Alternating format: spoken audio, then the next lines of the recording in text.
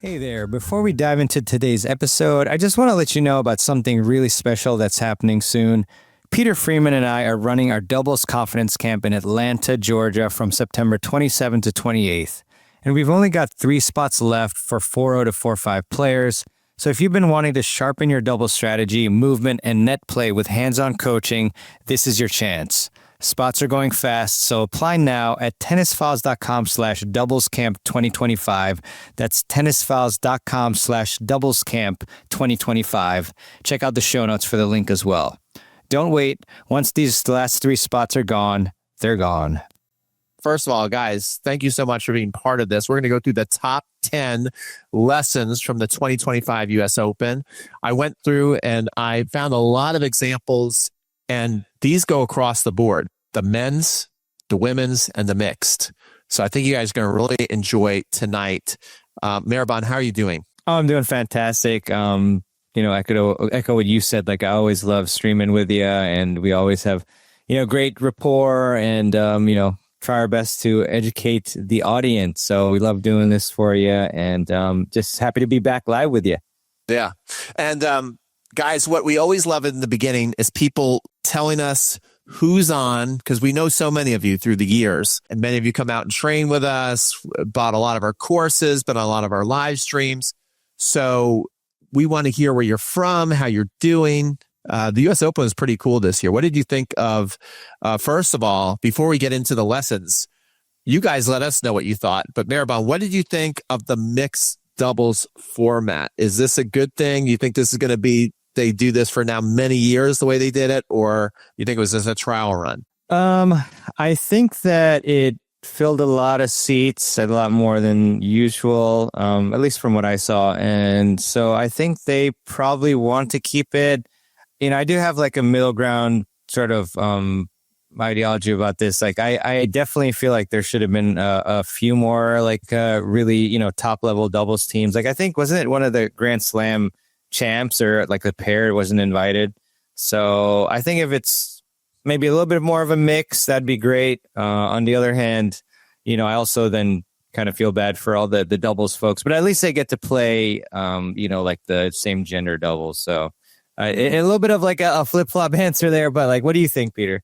I mean, kind of the same thing. Obviously, it's one of those things that I think they got to a damned if you do, damned if you don't thing. So they threw a bunch of money at it. I think the winners got $1 million. Yeah. And they were going after hard, like, hey, let's get top singles players in. Started a week before the U.S. Open starts. So a lot of people are like, well, this is really the only tennis to watch. And people loved it. However, like you said, a lot of people who depend on this money, right? They depend desperately on this money, the mixed players. But at the same time, if it's kind of feeling like, okay, it's dying, not many people are going to these matches, we need to do something to, rekindle the interest in this. It was a home run.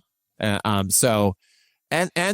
of the cool things is an actual mixed doubles team that won the French Open this year, won the U.S. Open. And I'm sure they're happy that they got to play for $1 million for mixed doubles. They loved it, I'm sure. We got John. Look at this. We got Emery from Budapest. I mean, how awesome is that? I've been there. Much. Very nice. Yes. Oh, yeah? Like the baths, yeah. Thank you so much for being on. We have from Florida, California, and then Carmichael, who has, I'm messing up getting people here. They make you do a double click now to show the comments. It's throwing me off. Yeah, I don't like it.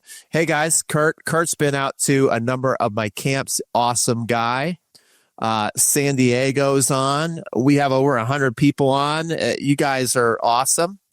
So I think we should just go right into it. If you guys hear like a little whimpering in the background, it is my dog, because I'm actually not paying attention to him for more than 2 seconds. Like, I spoil my dog too much that when I'm not paying attention to him, did you hear that, Mehrban? He can't handle it. Okay. I didn't hear it.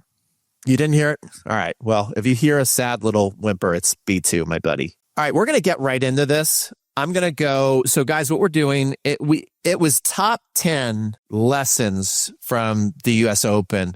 I went and watched I was watching mixed, men's, women's, and I just took a bunch of things that I thought, oh, you guys want to hear this stuff. It's really good.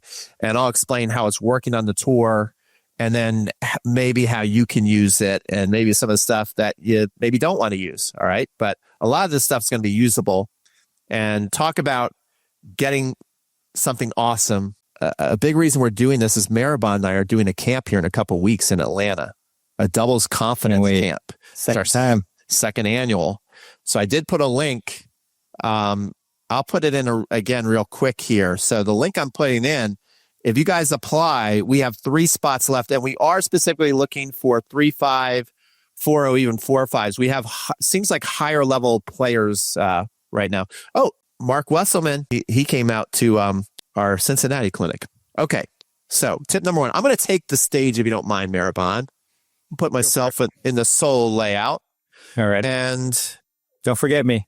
I will not forget you. So, guys, here's the first tip that I want to give you that I noticed is the person closest to the net, which is usually on the serving side, is the most involved and dominant player on the court in every match at the U.S. Open. Whether you are watching a mixed doubles match, a women's doubles match, or a men's doubles match, they are super aggressive. One thing I noticed as we get ready to play this point, I'm just going to back it up a second here. Let me, I want to back it up even further. That's one thing too, is like, again, you think like, okay, all these singles players, how are they going to do on the doubles court? They have the same, now they're not as good a doubles player. I'm not saying they're as good, but they have the same habits. They know what it takes to win as a regular doubles player. So you're going to see even Iga, when her partner's serving, she's super tight on the net. See, and she's gonna be super aggressive going back and forth. Look at that play right there, and then boom, Iga puts it away. So it was all about dominating the middle and making sure that on every shot, the baseliner has to think really, really hard about the person at the net. And they play very, very tight on the net. I remember when I was this is kind of interesting. I'll set this up again, the beginning of the point. Okay, so you see where Iga is. Can you see that? I know it's a little faint, but she's super close to net. I played on a fantasy team, and I was like that close, and Roy Emerson wanted me to back up further. He thought I should be back further. But I notice it's changed now that all the doubles players, they play really tight on the net. They're not so much worried about getting lobbed. They're like, I need to dominate that middle net strap, and I'm going to be super aggressive moving through that. So that is tip number 1. I'm going to bring my buddy Mehrban back in. You guys feel free to ask questions as we go through this exit sole layout. What do you think? Yeah, no, I mean, great tip there. This especially applies to league matches because, players aren't like as perceptive, or they also kind of panic like when they see a really aggressive net player. I mean, I remember, years ago when my strategy hat on, I wasn't putting the hat on as well.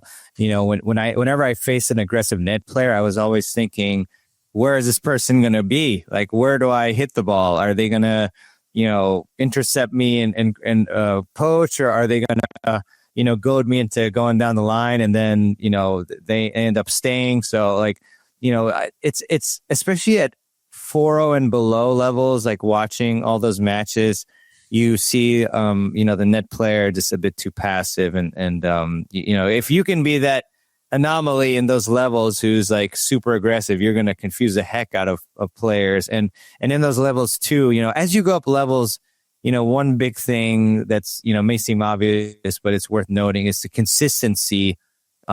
Keeps going up every level. So when you combine like the lower levels of consistency, at the 3-0, 3-5, 4-0 with plus the net player being super aggressive and creating this chaos, then you're going to get really great results, not having to hit, a ball a lot of the times. So. Yeah, absolutely. I mean, as you look at Iga here too, and she's not used to playing a lot of doubles. You're going to see that look how much of the line she's giving up, and she's making it super easy to get. You want to go full screen, Peter? Oh, yeah. Hard to see the right. Oh, yeah. Okay. Yes. Thank you, Mehrban. Thank you. Sure. Yeah. So as we see her, I mean, she is lined up so far into the box where lots of club players are like, man, I'm worried about that line. What about that line? They're not worried at all about that, So I think with everything that you watch, though, that the pros do, it's not going to apply 100%. But one thing is the more you look like you want the ball, I think you do create unforced errors. And the more you make your person one up, one back, because it's becoming a lot like kind of club doubles, less serve and volley, one up, one back more. Yeah. And the more you make that back person think about what they're doing, it's important. We have a lot of cool people. First of all, Mark, I'm sorry to hear about, he came to Cincinnati and it's a pinched nerve in the chiropractor's working on it. So hopefully that's not going to take you off the court too much. Rachel, who I absolutely love, who's in Atlanta. We give her lessons in Atlanta. She's going to come to my camp with Shadija. She came to Cincinnati. We love you. And there's so many awesome people on here. So Mehrban, how about we have you? I'll bring you back in. I'm going to put you on solo out, buddy. There you go. You're solo out. Look at that. Fine. Where are you? Young man, you go ahead. Thanks. You take the next tip. Tip number 2, they hit the ball in. No, I'm kidding. Now, the second tip that we have for you is using the return lob. And not just, as a neutralizing tactic, but also in some cases, especially at the club level, as a weapon. And I was just watching a clip of the men's doubles final at the U.S. Open. And I saw this where the British team, they had the server, and then they had the net player looking like a menacing rabid dog who's, hunting for the ball. So what then we had on the other side was both players. I forget if they're from Argentina or, what country, but they were playing 2-back returning. And then the returner simply, boom, chip lob. And it's beautiful because it takes away the risk of, and I'm not saying do this every time, but it takes the risk of an aggressive net player, pouncing on the return, especially, if you have a team, the serving team where they're doing the I formation and you really don't know where they're going. So the safest play is to use the chip lob. And this is also a beautiful play when you're able to chip lob over the net player in such a way that the server has hit a backhand. So for example, if you're facing a righty server and you're returning on the due side, that's a great time to chip lob over the server's net partner. So then you neutralize the point, you neutralize aggressive net play. Also, if the server is serving and volleying, all of a sudden then that player is going to scramble back as well. And yeah, so it also forces it allows you and your net partner, your net partner when you're returning to then charge the net as well. So it's a really great play to reduce risk and then also get on the offensive. So it's a play that I really like a lot and works for me really well, playing 5-0 doubles. And I think it'll work really great for you too. Mehrban, were you talking about this perhaps? What? Let's see. Oh, my, what? Look at that. Oh. Wow. What a point. Oh, yeah. And see how the net person's so aggressive. Now that worked against them that point. But what is so cool, let's watch that again. Because sure, we have a very experienced. This is what I always tell people. When you get great, if you just want to win easy in club doubles, develop a great lob and a great overhead and a great lob down the line and a chip lob. At most of my camps, and Mehrban, Mehrban and I want you at our camp so we can teach you how to do this. One of the most uncomfortable things always in the camp is when I say, okay, let's take lobs and overheads. And so many club players say, well, I'm not really good at feeding lobs. And then when they're feeding lobs, they're swinging. They're swinging at the lobs. And if you watch when the pros hit lobs, they chip them, right? Occasionally they'll hit a topspin one, but especially in doubles, a big, powerful serve, you can't swing a topspin lob off a serve coming 130 miles an hour, right? And then when the pros are taking lobs and overheads, again, imagine a pro trying to feed lobs and overheads and someone smashing overhead that trying to hit topspin back. And yet very few club players practice the art of the continental lob and watch how it creates mass confusion. So look how this team, they've got to like cluster together and figure out who's going to get it. And then that little bit of time opens up the point for the team that just hit the lob. So watch how they basically are like right here caught in the corner for a second. See? Look at this. Who's going to, so there's that confusion, and you see how they're able to readjust real quick. Club players aren't readjusting that quick. They're both, when the next ball goes to a net, you can bet what would happen is that both players on the club side would probably still be stuck in that deuce corner. So it's just a great play. So Mehrban, that was super clutch of you to bring that up as our second tip, the lesson that we learned from the U.S. Open. Guys, what do you think about, first of all, you guys enjoying this? We have 150 people on, which gets us super pumped up. And we want to know what you guys are thinking of the first two tips. Do you like it? Do you use it? Have you guys used the first two tips in matches? Are you afraid to play so close in and close to the net for tip number one? Do you need to be working on your chip lob, or you already got it mastered? I know Mark Wesselman with the pinched nerve, we did some virtual lessons and we learned how to chip and charge and lob over the net person. We worked on that together virtually, which was great. So let's see. Great tip about the chip lob. Let me put that in. Let me highlight that. That. From my buddy Michael. Yeah. In Oregon. Nice. Yeah, that's true. That's very true. Very true. Okay. I'm going to go to tip number 3. Let's go. Both good ideas, says Kurt. B2 still whining every single second. Okay. So we're going to watch a couple more points here in the mid. You know, they didn't have a lot of great points in a little 3-minute highlight. That was maybe the best one. Let's go to I'll just kind of talk as we go to 12-minute. Oh, that trophy presentation. Who wants to watch a doubles trophy presentation? Are you kidding me? All right, extended highlights.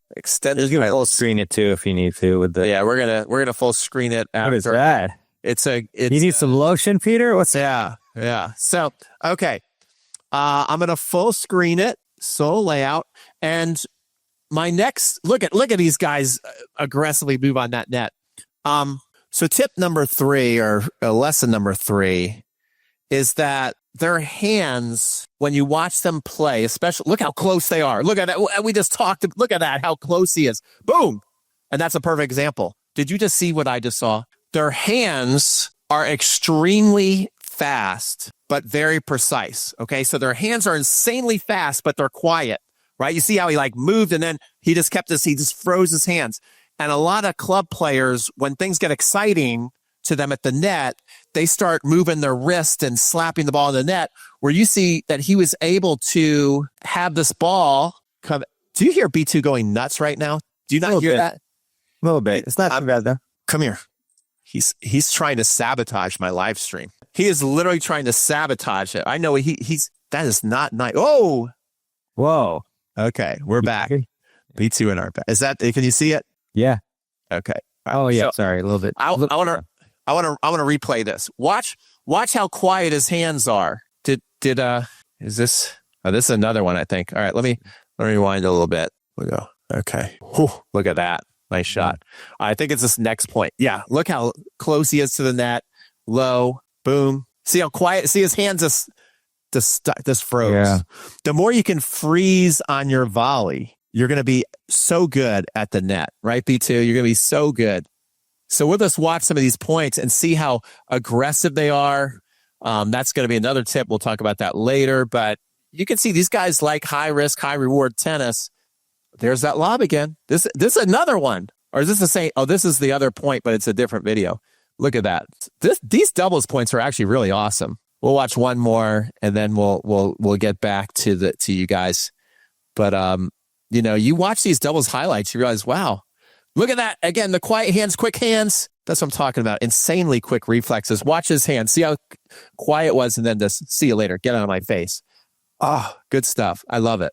I got to say, the doubles was pretty entertaining this year. Poor B2 feeling neglected. All right. Yeah. So, Mehrban, I'll bring you back into the fray here. Let me know what you think about what we're doing so far. I think this is going pretty well. What do you guys think? I agree. Okay. Yeah, no, we're getting some good comments here, so I'm glad people appreciate it. Yeah. Okay. All right. So we're going to go the next one. So I guess this is tip number 4. And we're going to hand it back over to Mehrban. Yeah. So as a server, I mean, your number one job is to, try to set up the net player as much as possible. I hope B2 didn't just attack you there. I heard something. He jumped the table. Yeah. So, what we want to emphasize is that serve placement is paramount over power. I've tried this myself. Like I've tried, going big, but like at a player's maybe a stronger side versus going, more of like a spin serve at the opponent's weakness. And, 10 times out of 10, it's always like getting it to the opponent's weakness to set up your partner because, they're going to hit a weak return or, setting it up saying, okay, partner, I'm going to slice out wide. And then you're going to, pitch the middle so that you get the opportunity for an easy put away. Or I'm going to serve body so that we get like a weak short reply. The serve placement is going to be number one. And that's great news too, because, especially, 3-0, 3-5, 4-0, we don't have the biggest serves, right? So, but what you can rely on is your ability to place the ball. And, you can go out by yourself, get cones and try to, make sure you're able to hit, a particular area of the service box, at least 7 times out of 10. So, it's really a game of chess, and I'm sure Peter might cover this later on, but, again, like mindset, how do I set up my partner at the net? And you do that by hitting the spots and having that game plan of like what's going to happen after that. So, serve placement over power is huge. Absolutely. All right. Good job, Mehrban. Thanks. Okay. So I'm just going to play again some more video because I'm pretty sure, because it's like they're just so aggressive that we'll see it in play without even worrying about a specific point queued up. So, I mean, I literally have nothing queued up other than just like, I just noticed how crazy it was that I'm going to talk about 2 things. Number one, and what it means for you too, as somebody who's going to be creating the chaos and then having to deal with the chaos with your partner and the mindset you kind of need to get comfortable with. These guys, everybody on the court, especially if you're at the net, you can tell they pretty much have the green light to go on anything. Like their whole job is like, I gotta go. And see, boom. Almost every point when you watch these highlights is ended by the person at the net. So they have the green light to go on any ball pretty much. So you got to get that mindset of moving your feet. A lot of people at the net, when you watch club doubles, they just stand there and then it's hard for them to make a move, but they're constantly moving, faking. And between them and their partner, they have the green light to cross at any time. There's no, oh, I'm sorry, that was your ball. I'm sorry, I was too aggressive. That does not exist in professional doubles. Everybody's got the green light to go at any time. Now, as far as look at that overhead, double overhead, triple overhead, where most of the points are put away, I noticed, is short to short, or we'll set up another point. Oh, look at that little return. Got you in the alley. Now they're not, see how you got passed in the alley, but they're not worried about, that's not going to deter them from trying to control the middle. You have short to short, also the little angle over here, right? So short to short plays, angle volleys. Let's see how this one ends. Well, it's going to end with an overhead, maybe. No, it's not. Look at these lobs. Okay, this is another one of my tips. So I'm just going to skip to another tip, guys, based off that point, because that was one of the ones I want to talk about. When the pros get in trouble, they run back to their lob bunker. Like they understand, like, okay, we've given up offense in the point, and they understand this so insanely fast, right? That's the little passing shot. But this next point, they understand so fast that, okay, we're now in a defensive position. You have offense, defense, neutral. This becomes defense, and they run back to lob bunker. See, look where this guy starts, okay? Then it's like, okay, we're in trouble. He starts working his way back. I'm going to work my way back even more. See how he's working his way back as he's not hitting the ball. Now they're both back in what I call the lob bunker until the short ball is given, and then they come put the passing shot away. What I see lots of times is when one person's retreating. Let's watch that again. Watch the person retreats. It's usually like in club doubles, wherever they get back to, they're like, okay, that's about as far as I get back. And they just stay there stuck the rest of the point, and they eventually get slammed on. But watch the person who starts here and watch how he keeps working his way back when he's like, well, okay, well, I'm not having to hit the ball, so that gives me more time. I got more time. Oh, my partner hit it. Let me get back. Let me throw up another lob. Continental grip, right? And then there's the short ball. Take offense right away. And then I'll finish. They go short to so the other tip I was going to give you, they go short to short, angle, and then also through the middle volleys. That's where you're seeing the points being put away. That was like 4 or 5 tips I gave you guys. So anyway. Live stream over. Yeah. Anyway, exit sole out. Mehrban, what do you think about all that? Yeah, I mean, beautiful. I mean, as we've discussed previously, like the lobs, just throwing them up there. I mean, and you mentioned too, like when we do the doubles camps, a lot of times folks are not very comfortable at all with their overheads, which is why we want you to develop a good one, and we'll teach you how.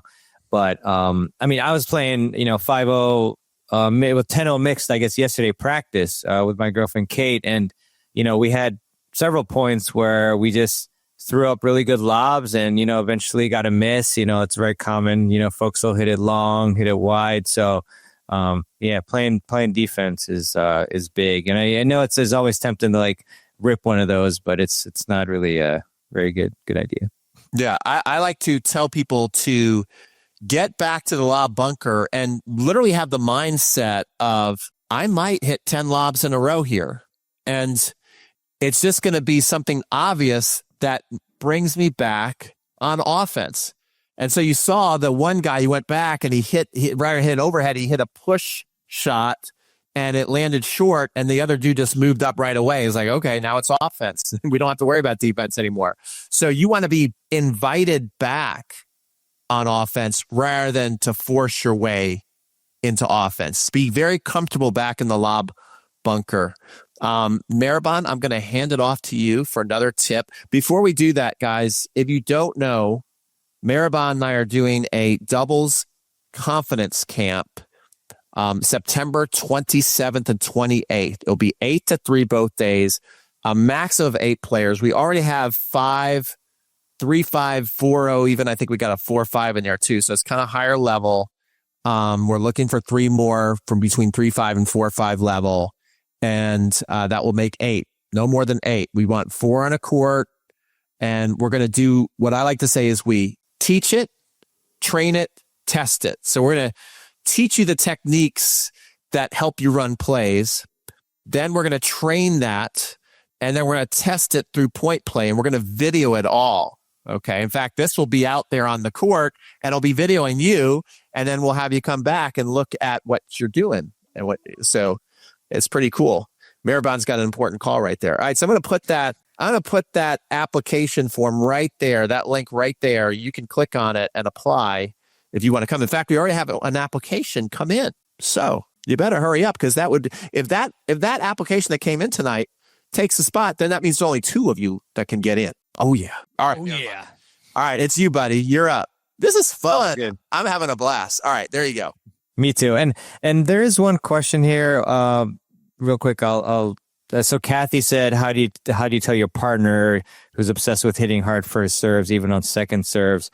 I mean, I think really the best approach would, be to go to your partner and say, hey, what do you think about this? What do you think about, hitting more spin on your serve? What do you think? Like, it's always best rather than like telling them like, hey, do this. Cause like, depending on the person, a lot of them may take that the wrong way or be rebellious. So, I mean, there's only so much you can do, but that's the approach I would take. But anyways, maybe Peter has thoughts on that later, but, make your damn serve. Yeah. No, No, you, no, don't do. especially if it's like missing serves. That's one thing. That's a touchy one.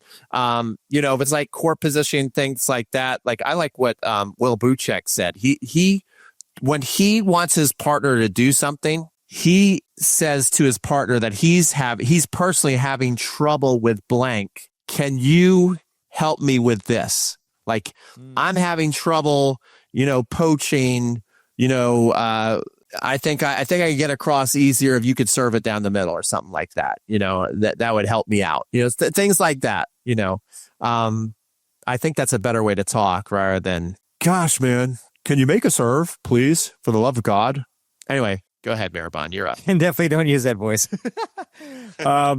Yeah. So we did kind of allude to this earlier, but I mean, I'm a huge fan of the different formations, and we've seen doubles teams like U.S. Open, especially they change formations all the time, in every position of the court.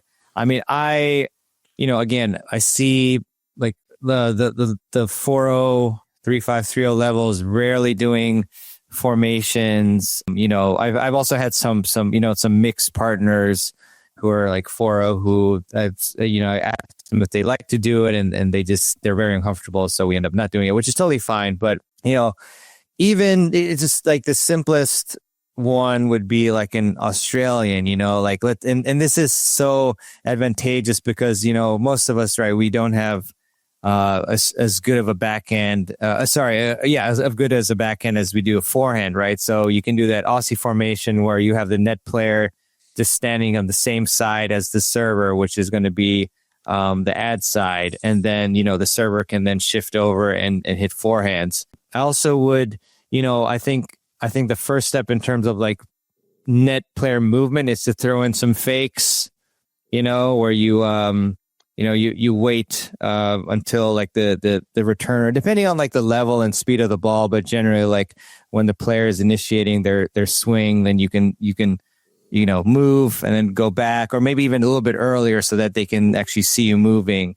So fake poach, the poaching, and then one of our favorites too is the planned poach that Peter can talk about more, because I know he loves that one. I first heard it from him actually, but where you talk to your partner or you can give them a signal of like 1, 2, or 3, and then that you wait until either your partner's first shot, second shot, or third shot to move.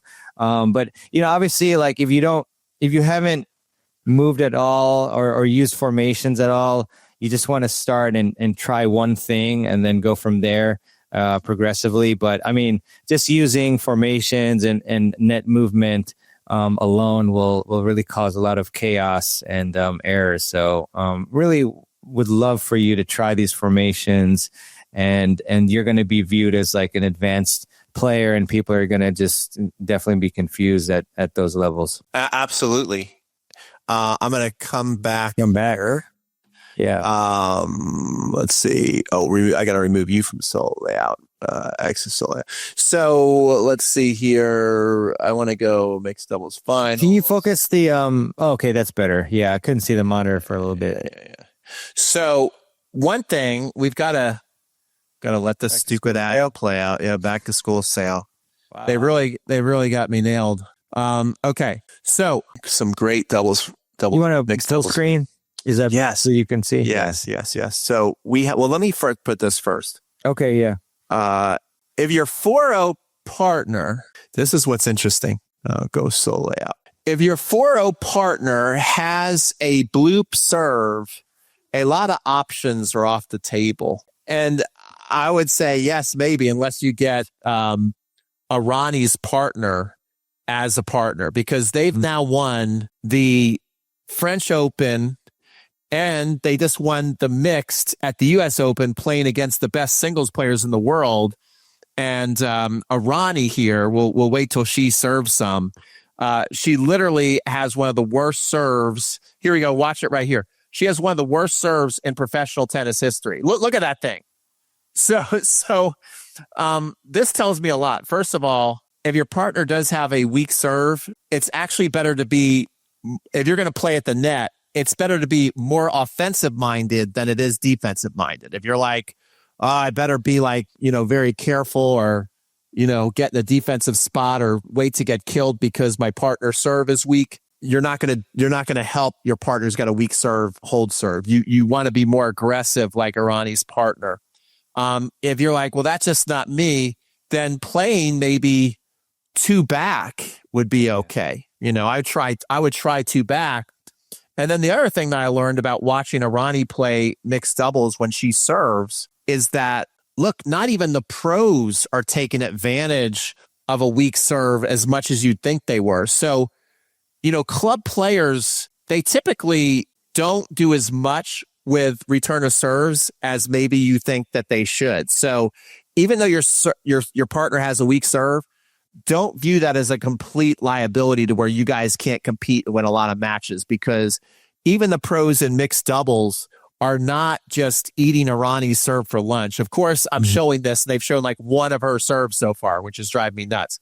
But let's see if we'll just watch a couple more because I want you to see her serve one more. But we'll see if they do that. If they don't, we'll just move on to the next point. But trust me, if you look up Irani's serve, it is so bad compared to everybody else on the court. And she's one of the best doubles players, if not the best, when it comes to women's doubles and mixed doubles. She's probably the best doubles player in the world because she's winning Grand Slams with females and she's winning Grand Slams with her male partner. And you would think that she would not be able to hold serve in a mixed doubles match. And here comes again. Watch this thing. Loop. And then look how well she defends it, though. Yeah. And then her partner's an animal at the net. Look at her. See you later, though. You don't win that one. All right. All right. We hear Casper Ruud was too predictable. Anyway, I'm going to bring my buddy Mehrban back in. No, exit soul out. Where'd you go? There we are. Okay, cool. Good stuff. Okay. So, yeah, I think it's my turn to do another tip, huh? Is that right?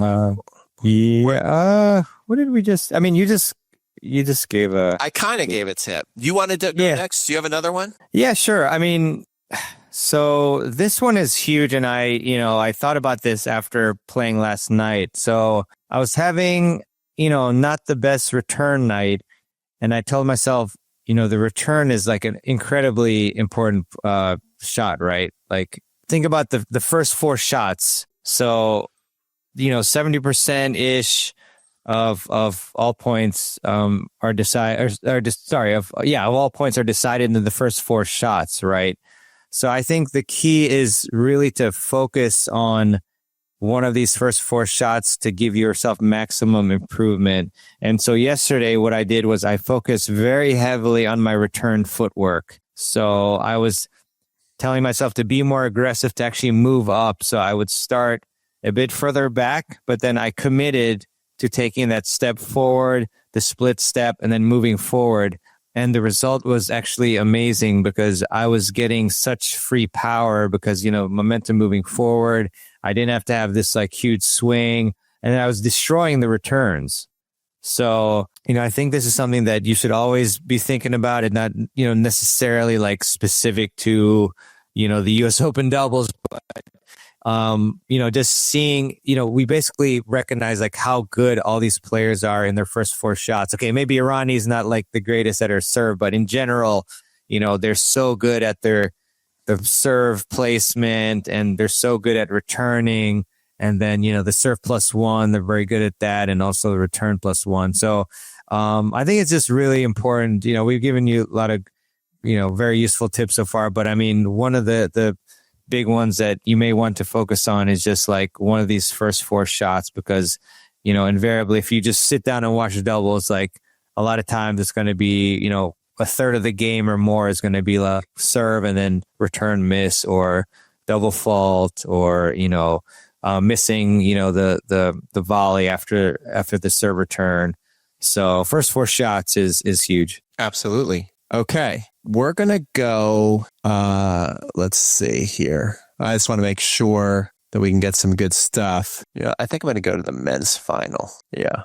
Hold on. I need you on the screen. I know. You disappeared. Mehrban, you read comments and stuff. It'll Sure. take me a second. I'm going to read one that's just waxing lyrical about me. Now, Linda, she's amazing. And she said, just got home. Hope I can watch this later. You're awesome, Mehrban. Appreciate it, Linda. You're great. Really appreciate the support. Swirlware says, rec players don't practice lob returns. Very true. Yeah. And it's so effective and neutralizes so well. Takes the worry away from not knowing where to return the ball, especially with an aggressive net player. So that's a very good point. What okay. else? Oh, you get? If we have more comments, then read those. But I am ready. Sure. Yeah. No, I think we're good. Okay. All right. So here's a big one is. And again, I realize that everything is relative. These are pros. But if we just take all these tips and figure out how we can apply it to our game and work on stuff. If you look at doubles footwork, it is faster and I would almost say frantic compared to even singles footwork. Obviously, like a player like Carlos Alcaraz, he covers more court. He's faster than doubles players. They don't have to cover as much court. But if you watch it, how many little steps they're taking, and like if you watch Carlos, like he's going to hit a ball and then this kind of split step, right? These guys are almost like jitterbug, the whole point, all four of them. So if you watch the footwork, it's like very frantic. Look at how their feet are moving. And that's another thing too, the inside in and inside out pass shots. But if you watch everybody's footwork, once a point starts, they're all moving very, very quickly every single point. And when I watch club doubles players, everybody just gets in their spot and then they start to move when the ball is finally hit to them, where you see these guys are moving all the time. All right. Another tip that we just saw in the last couple of points I want to get to since we just saw it is it's like a chess match trying to avoid the net person.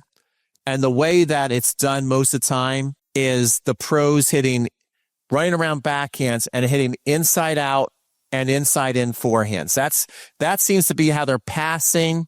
Like there's the inside out forehand, and in a couple points, you're going to see an inside in forehand pass. So they tend to pass a lot with the forehand and hitting inside out and inside in. But the main point I wanted to get is when you watch their footwork, all four of them are moving at a frantic pace where club doubles players tend to just stand still. There's the inside in I wanted to show.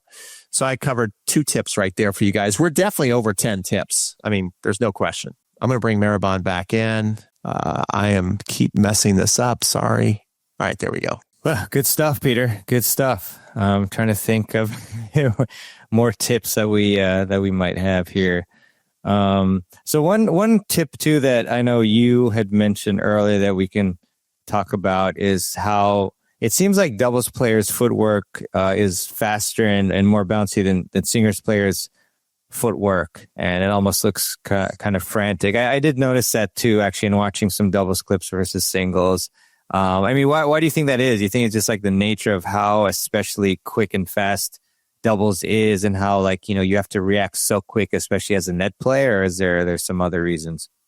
Well, I think first of all, the point changes so fast between offense, defense, and neutral. So, and they want to win. They're playing for big money. So they know that even if they're not hitting the ball, they've got to react quickly and figure out, okay, can I get to an offensive position and steal the next ball over the middle of them at the net?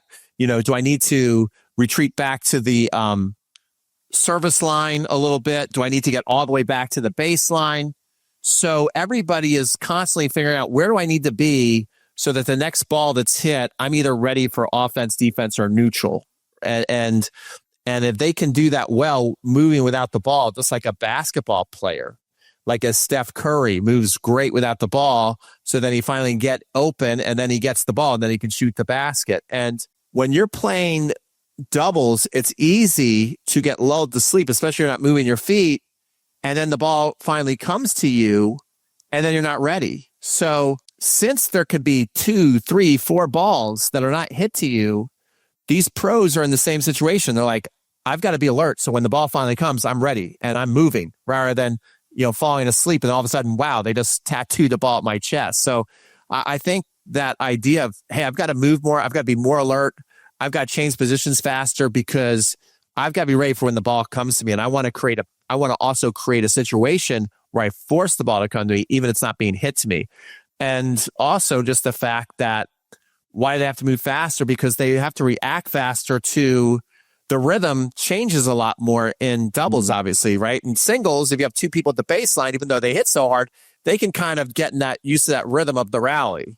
Yeah. Where, in any kind of doubles match, one could go deep and the next one goes short.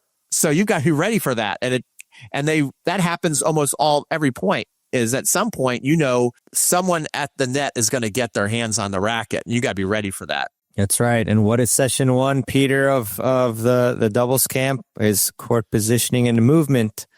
That's right. Definitely teach you all about that. It's so key. I mean, when I'm playing, Kate can attest to, like, I'm usually telling myself and even her sometimes, I try not to be like, footwork to her or something, but to myself, I'm saying, like, come on, footwork, movement. It's really number one for me, at least, to set my game up. Absolutely. So, there was just one more point I wanted to make. I'm not going to show the video. Let me just make sure I don't have any more. But one thing I wanted to also point out is that they put a lot of balls away short to short. But just like in recreational tennis, when they go short to short too early and they don't put the ball away, just like in recreational tennis, they pay for it every time with that bad decision. Every time a pro player panics and puts the ball to the short person too early, they lose the point every time.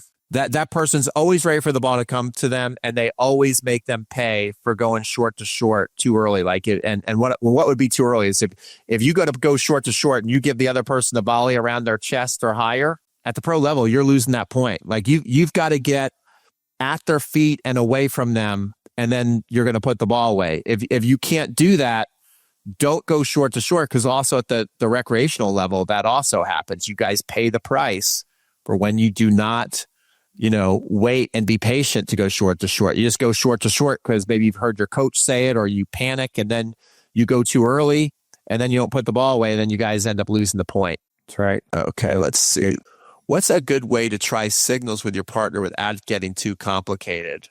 Peter used to just give me the middle finger signal, and we didn't do too well. Do you want to go through signals, Mehrban? Yeah, sure.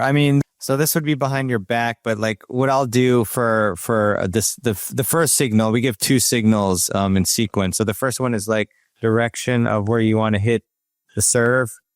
So that's very self-explanatory, right? Like this direction, or middle. And then the second signal is like the net player's movement. So your movement. So the net player is giving these signals, right? So the first one I just covered, and the second one, this will be stay, this closed fist, and then the open hand like this would be go. So poach, that means like you as a net player saying I'm going to poach. And then for fake poach, a lot of people just use the upside down peace sign. But other players will do like some sort of like wavy hand thing. So you can decide on that. But those are the basic signals. And then as we talked about with the GG plan poach, if you want to do, that, you can just give like a 1, 2, or 3, which signifies like which shot you're going to go. Like, so are you going to poach after your partner's first shot, their second shot, or the third shot? So that's the basics of that. But yeah, I would just, for your question in terms of like, what's a good way to try signals, first, like just talk out, go through the signals, tell them, what I just showed you to do the signals. And then just say, okay, like this game, we're going to try for a couple of the points, like let's try it. And so, there's really no other way to do it, I think. Maybe Peter has other ideas, and yeah, of course, like the easiest environment to try this first is like when you're doing like in a non match situation, like either like a practice set, something like that. You can try that there first, ideally, and then you can transfer over to the match. Mehrban, good stuff. I'm coming back, buddy, to join you. I'm not going to leave you hanging. Not going to leave you hanging. Phew. All right. So there you go, guys. We have definitely gone through more than 10 tips for you. I will put, again, the application link. If you want to train with me and Mehrban, you're like, these guys seem like they'd be fun to hang out with and can help my doubles game. We're doing a doubles confidence camp September 27th, 28th, 2 full days, lots of video, lots of detail, lots of instruction where we just have 4 players on a court. So you're going to get lots of attention. We hang out at night, which is fun. And so there we are. This is our 2nd annual. You can kind of watch this video if you want, and you can see what the camp is about. We also have it detailed. We'll just go through it. What are we going through? It's. Can you change the maybe focus a little bit? Oh, that looks terrible. That looks terrible. Yeah, it'll change. No. Yeah. You know what? You want me to screen share the page? I can screen share the page. The white doesn't look good. Oh, can you do that, Mehrban? You do that. I'm going to read it while Mehrban gets the screen. Tell me when you're ready to share. But I'll just tell you right now what the camp is about. We've surveyed people. So these were actually what they said they had trouble with. So that's how we built the camp. Oh, you're ready already? Absolutely. Oh, yeah. All right. Oh, yeah. All right. Laura, do you want me to start here or? Yeah, go through what we're going through, and just know that everything that we put on paper here, we go through, and then we built the camp around people's saying, this is what I want to work on. This is what I'm having trouble with. So that's how we came up with the camp. Yeah.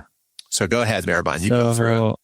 Okay. So yeah, is it going through right there? Okay. Yeah. Okay. Perfect. Yeah. So as I had mentioned a few minutes ago, day 1, we're going to cover court positioning and movement. So understanding your court positioning based on your individual strengths and weaknesses, and then we'll help you with any trouble you have with covering lobs and overhead backhand lobs as well.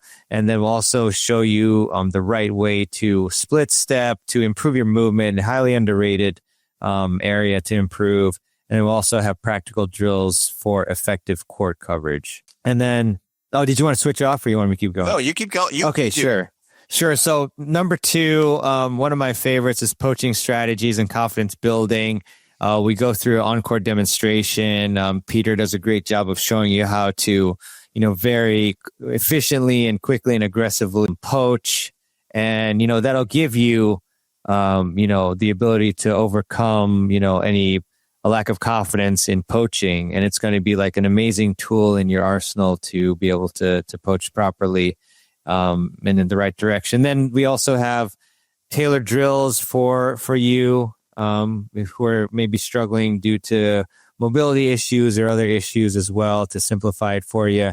And then, as Peter mentioned, we're going to be taking a lot of video, which is amazing. I always try to film myself, especially when I'm serving in particular, but like when I'm playing too, it's a great idea to film yourself. So we'll have that video analysis of your poaching attempts to give you personalized feedback to help you improve with your movement on the poach. And then we'll help you with your communication, anticipation skills with your partner. And then we have a nice little lunch break. And we do break out the monitor as well during lunch to analyze these things and go through points and whatnot. And then session 3, we'll go through net play execution, shot selection, analyzing and adjusting your grip and helping you with shot selection, what shot do you hit in what situation. That's obviously can be very overwhelming to figure out. There's obviously a lot of situations, but we'll help you simplify things so you can, have your thought processes be clear and level-headed when you encounter them in the future, and then helping you with your role clarification, partnership dynamics at the net. And then again, as I just, we covered this recently on this broadcast, I'm helping you with formations and strategy, exploring the different formations and why, and then practice running plays and formations for you, and then also answering your questions to, regarding these formations. So yeah, that is day 1. All right. I'll take day 2 over because I know that was a lot of reading. That was good. All right. So day 2, again, we meet 8 to 8:30, recap, warm up. So we're going to kind of recap what we did the day before, warm up, and then we're going to go right into overcoming your fear and improving decision making, which is another thing that people say. I remember this one guy, he was like, I watched that the A players play and they just make such quick decisions. They put the ball away. I want to be able to do that. So we're going to give you guys techniques to overcome your fear of making mistakes and being too cautious, addressing injuries and building confidence in movement, understand rationale behind formations and when to implement them, and practical tools to encourage assertiveness and decisive play. And then from 10:15 to 11:45, we're going to go through transitioning and avoiding no man's land. So there's two no man's land in doubles, and I find that even though people know not to go in them, when we watch you guys play, you're in it all the time. So I have drills that we're going to do to basically get you more aware of the position you're on the court. So not just knowing like, hey, I shouldn't be in there, but actually training your body how to stop doing it, because all you guys know not to be there, but you still go there anyway. And I know it's probably a big frustration for you. All right, next thing we're going to do is we're, of course, going to have a lunch break. Lunch is provided. And session 7 is match play analysis and correction. So understanding common mistakes made in matches versus drills, technique for self-awareness and match correction, utilizing video analysis to identify and rectify match errors, practical exercise to simulate match scenarios and apply corrections. So that's another thing too. I know a lot of people because I used to be a club coach, and lots of times the club coach on match day is too busy to watch you really play because they're doing their own lessons, and barely any coaches actually take out a video and analyze what you're doing as far as play, especially.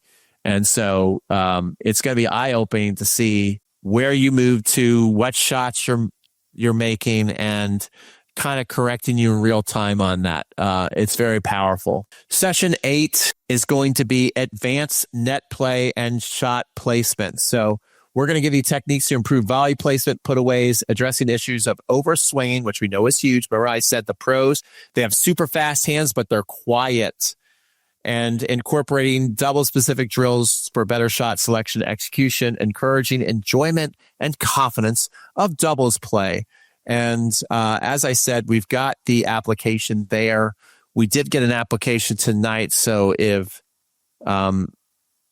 Marty, who applied, takes our invitation tomorrow, because it looks like he's a nice 4-0 player, then we'll just have 2 spots. So, so fill out the application if you want to talk to me and Mehrban on the phone and learn more about it.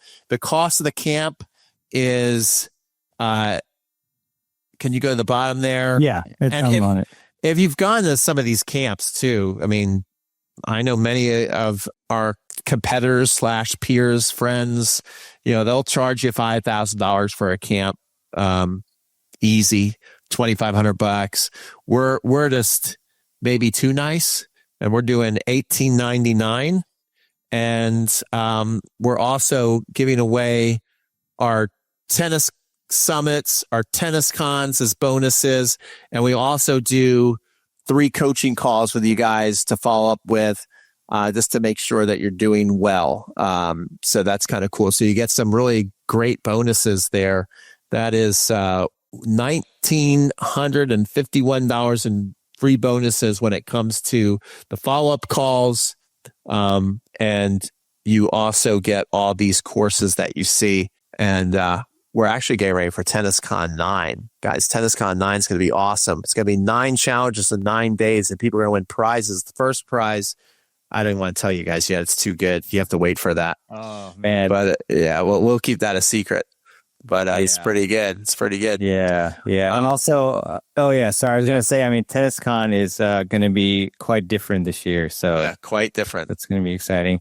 And also, with the bonuses too, I mean, I know we mentioned 8 summits, 7 TennisCons, but each of these summits have so much awesome content, not just double strategy, but also a lot of other things like technique and, fitness. And I mean, with Peter and I, each of these summits have 30 to 40 videos. So of the best coaches in the world. Yeah, exactly. So a lot of great stuff there. And, in talking with Peter about the pricing too, We discussed like how much value we bring and that we could easily charge more, but we just felt like, we want it to be accessible to more people, and that's why we have the price there. So definitely a lot of great value. And, one thing too that I thought of, when Peter first mentioned the camp, it's like we really bonded a lot with the players who came to last year. We had a great time. We had ate together, with the lunches, and then we also went out for dinner together. And it was just like a great friendship. Like I remember obviously everybody who came, and like I just can't wait to see them again, because I just want to see like how well they're doing. And that's why we're also doing these coaching calls too. I mean, we had several of the folks come back for these coaching calls, and some were very diligent. They had even like diagrams. Yes, Michael. Yeah. Incredible. Yeah, it's crazy. That was great. So yeah, we highly encourage. We want you to give us updates on your progress, like what are you having issues with, what's working well, what's not working well. And that's why, you don't really get that. I've not seen this like where you have multiple follow-up calls, so this is something we enjoy it, we enjoy it a lot to see your progress. So I'm really looking forward to it. Hope you can join us, and it's a great time, great facility, and it'll be fun. So definitely check out the link that Peter put in the chat at the bottom there. Yep. I'm gonna take that out. That brings us back into play. And so, guys, if you have any questions about the tips or the camp, Mehrban and I will hang out for a couple minutes, and we'll answer any questions you have on anything. Otherwise, we'll what are you going to do after this, Mehrban? I think I might go. I think there's Thursday night football on. I think I'm going to watch some football after our call. I might, I actually cooked a nice pasta dinner. I cooked chicken and this chickpea pasta I'm looking forward to trying, and then some onions and mushrooms. And I finished cooking at like 7:40. So I was like, I'm not going to eat this. So I'll probably have pasta all over my face. So I'm going to destroy that. I'm fine though. I have fine to stick around however long, but I'm going to eat that and then maybe watch some football, or maybe, check any messages I got or something on social. So we're exciting people, as you can tell. Yes. All right. Yeah. Well, it looks like no one's coming forward with a question. So I assume you got everything. Again, apply if you want to come, and we have a total of 8 spots, but there's actually most likely 2 spots left, and we're looking for 3-5 to 4-5 players, because we do also have, I think we have like a 4-5 or 2 signed up. So got some pretty good players in this. I think it's gonna be a fun camp. Yeah, definitely. Yeah, definitely. Yeah, looking forward to it. All right, y'all. We're gonna sign off, and we'll see you guys on the next one. Thanks for tuning in. All right. Thank you all. Take care. Thanks so much for listening to the show. And before we wrap up, I just want to remind you about our Doubles Confidence Camp coming up in Atlanta, Georgia from September 27th to 28th. Peter Freeman and I are going to show you the exact strategies and tactics to play your best doubles. And remember, there are only 3 spots left for 4-0 to 4-5 players. So if you're serious about improving, now's the time to act. Go to tennisfiles.com/doublescamp2025 and apply today before